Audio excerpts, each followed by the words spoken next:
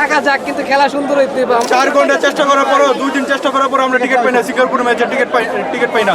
এই যে দীর্ঘ 5 বছর পর বাংলাদেশের জাতীয় ফুটবল স্টেডিয়াম সংস্কার হয়েছে এবং সংস্কারের পর এই মাঠে হামজা চৌধুরী খেলবে, কেমন লাগছে?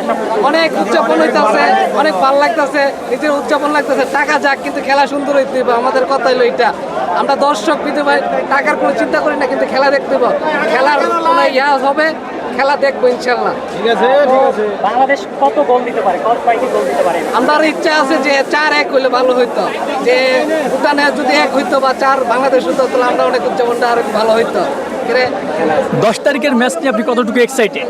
জি, 10 তারিখের সিঙ্গাপুরের ক্ষেত্রে যে ম্যাচটা, সেই ম্যাচটা আপনি কতটুকু এক্সাইটেড? এটা তো আরো অনেক excited। excited ভাই, এটা নিয়ে তো আরো excited। টিকিট পাই নাই, আমরা 4 ঘন্টা চেষ্টা করার পরও 2 দিন চেষ্টা করার পর আমরা টিকিট পাই না, সিঙ্গাপুর ম্যাচের টিকিট পাই না।